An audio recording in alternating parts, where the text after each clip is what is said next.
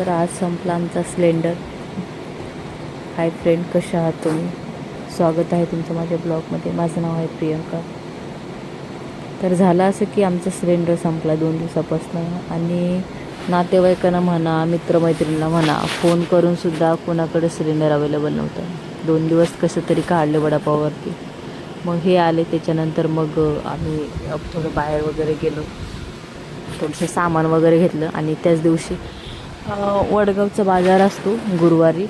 मग त्याच्यानंतर आम्ही थोडंसं फिरलो वगैरे. मग सकाळी तर पोहे वगैरे आईने चुलीवरच बनवले, म्हणजे दारात वगैरे चूल केली कोळसे वगैरे आणून.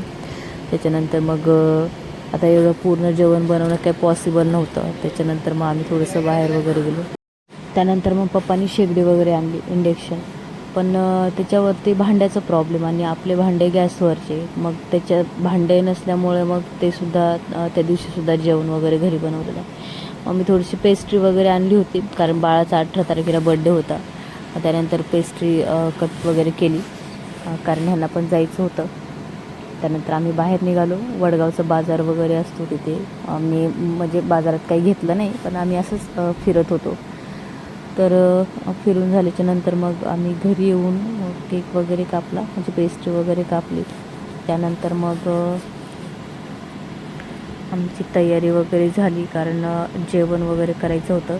तर वडगावमध्ये एक खाऊगल्ली आहे, तिथे खाऊगल्लीमधून 2 पिझ्झा वगैरे घेऊन आणतो आम्ही.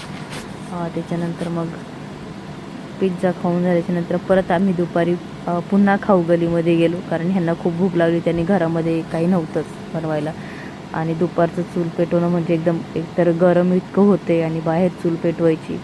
मग पुन्हा आम्ही बाहेर आलो, तिथे मोमोज वगैरे घेतले, मोमोज आणि ह्यांनी रोल घेतला.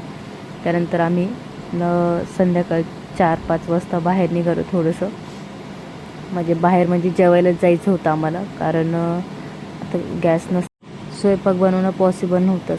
तर आई तर नाहीच म्हणत होती, मी नाही येणार.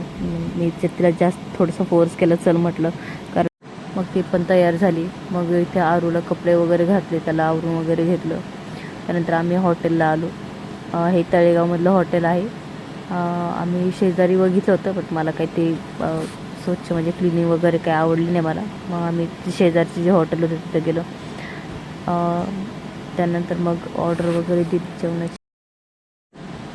तर इथे मशरूम मसाला मागवला होता. भाजी 1 नंबर होती आणि रोटी वगैरे मागवली होती. इथे आरू खेळत होता, त्याला तर बाहेर घेऊन गेले मी. 2च महिन्याचा आहे तो, तरी पण घेऊन गेले, कारण त्या घरी तर जेवण वगैरे नव्हतंच आणि ते हॉटेल ओपन असल्यामुळे आरू सारखं रडत होता, म्हणजे राहतच नव्हता. तरी पण मी त्याला घेऊन थोडंसं साईडला वगैरे घेऊन चालले, त्याला जोजवलं वगैरे. नंतर मी बसले, कारण मी पण खूप थकले होते आणि भूक लागल्यामुळे माझ्यात एनर्जीच राहिलेली नव्हती. तरीसुद्धा त्याला कसं तरी गप केलं आणि आईला बोलले की तू जेवण करून घे, मी त्याला सांभाळते. तर मी एका हाताने कसं तरी जेवण करण्याचा प्रयत्न केला, पण नाही झालं पॉसिबल, कारण बाळ सारखंच रडत होतं. त्याला जोजवत थोडंसं खाल्लं. जेवण झाल्याच्या नंतर त्यानंतर मी त्याला घेऊनच थोडं खात होते, पण तो सारखंच रडतच होता. त्याचं रडणं काही बंदच होईना. मग थोडंसं खाल्लं मी एका हाताने वगैरे. नंतर मग त्याला जेवण झाल्याच्यानंतर मग मी त्याला आईजवळ दिलं आणि मग मी निवांत जेवण केलं. सिलेंडरमुळे इतके प्रॉब्लेम होतात ते, म्हणजे असं वाटतं गावाकडे निघून जावं, कारण इथे आपलं काहीच होऊ शकत नाही. गावाला तरी माणूस कसं तरी करून खातं आणि सिटीमध्ये रोज चूल पेटवणं म्हणजे पॉसिबल नाही आहे. तर सिलेंडर संपल्यामुळे असं वाटतं खूप वाईट दिवस आले, कारण पोटात काहीच नाही आहे. असो, हा आता आयुष्य आहे, तर हे सर्व गोष्ट उतार चढाव येतच राहणार आहेत लाईफमध्ये. तर आयुष्य आहे, तर आता त्याला काही करू नाही शकत आपण. मग आम्ही थोडंसं इथे टाईमपास केला. जेवण वगैरे झाल्याच्यानंतर मग थोडंसं इकडे फिर तिकडे फिर, थोडंसं फोटो वगैरे काढले. आई आणि बाबा तर अगोदरच पुढे गेले होते. पप्पा आईचे तिथे फोटो काढत होते आणि मला ते खूप आवडलं. तिथे पाणी वगैरे चालू होतं, तर मी पण ह्यांना बोलले की माझे पण थोडेसे फोटो वगैरे काढा. फोटो वगैरे काढून झाल्याच्यानंतर मग आम्ही हॉटेलच्या बाहेर वगैरे निघालो. तिथे पानचं शॉप होतं आणि पान पण खूप छान येतले.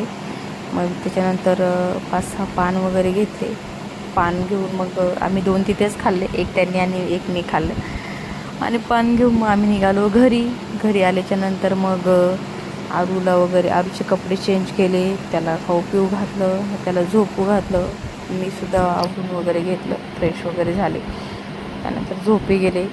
तर असा होता माझा आजचा ब्लॉग. कसा वाटला कमेंटमध्ये नक्की सांगा. भेटूया नेक्स्ट ब्लॉगमध्ये. हा व्हिडिओ बघितल्याबद्दल थँक्यू.